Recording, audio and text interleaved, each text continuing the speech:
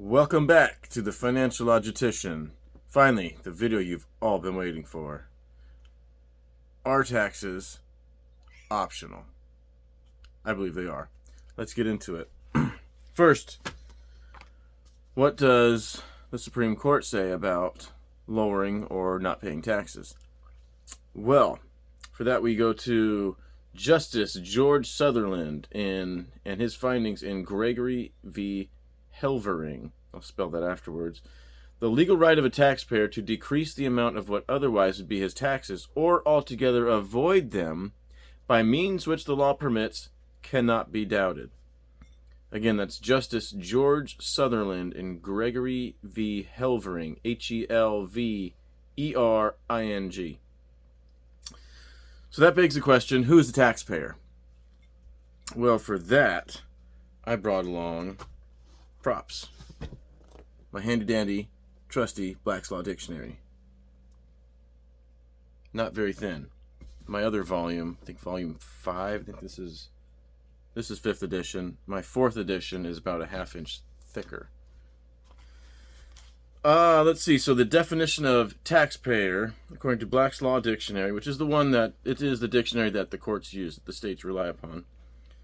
Although each definition is pretty well,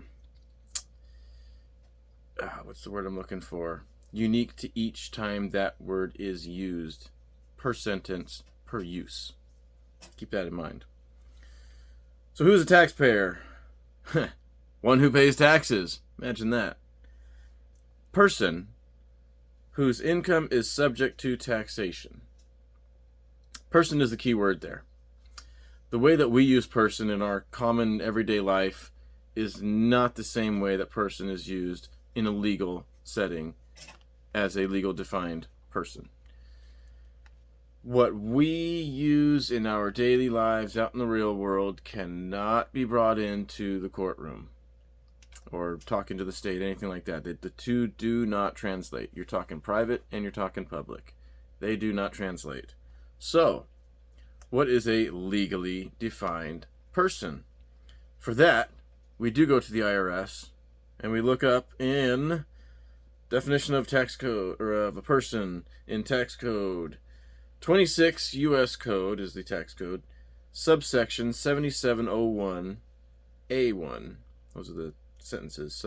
Sub chapter and sub sentence. I'm not sure exactly how it all gets subbed out.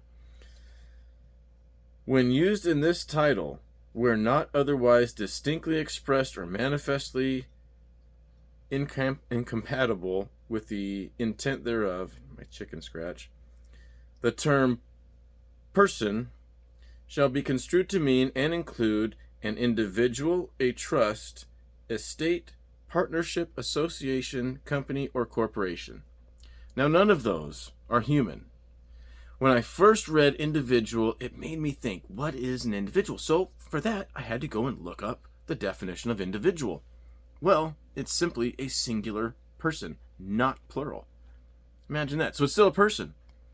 A legally defined person, which is an estate, a trust, a corporation, a this, or that. Nothing that's human.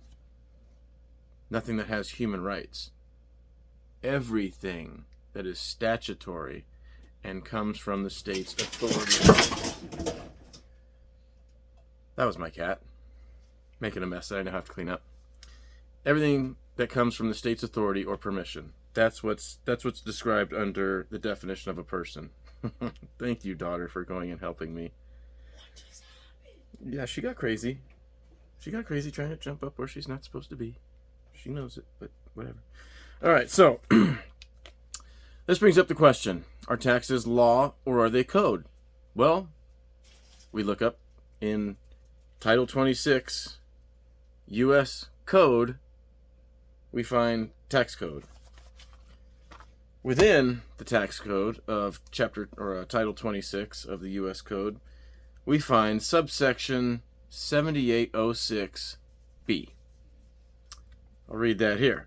No inference, implication, or presumption of legislative construction shall be drawn or made by reason of the location or grouping of any particular section or provision or portion of this title, nor shall any table of contents, table of cross-reference, or similar outlines, analysis, or descriptive matter relating to the contents of this title be given any legal effect.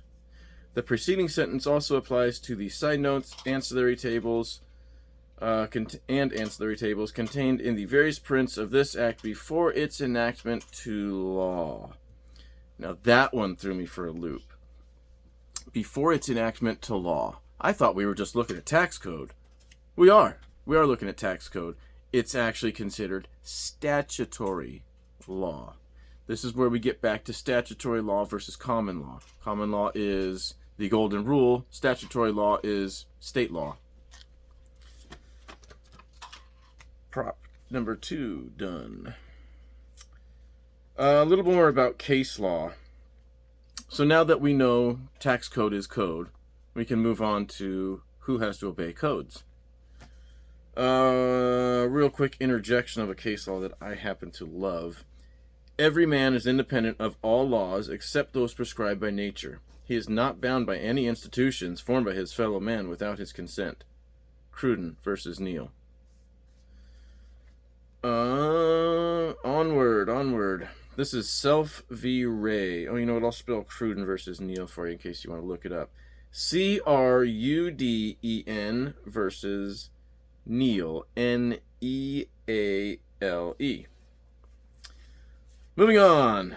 The common law is the real law, the supreme law of the land. The code, rules, regulations, policy, and statutes are not the law. Even though it's called statutory law, it's not law, apparently. That's Self v. Ray. Ray is spelled R-H-A-Y. Moving on. All codes, rules, and regulations are for government authorities only, not human/creators, in accordance with God's law. All codes, rules, and regulations are unconstitutional and lacking due process. This is Rodriguez versus Ray Donovan. Rodriquez v. Ray, R-A-Y, Donovan, D-O-N-A-V-A-N, and the U.S. Department of Labor. So there we see codes are not law. Tax code is exactly that, tax code. Persons are not subject to codes. Humans, rather, are not subject to codes. Persons are. Scratch that. What else? There's a few more definitions the IRS uses as far as a taxpayer, who's liable for tax withholdings, and they were resident alien and foreign corporation, both of which have the use of person within those definitions. So again, it all leads back to person.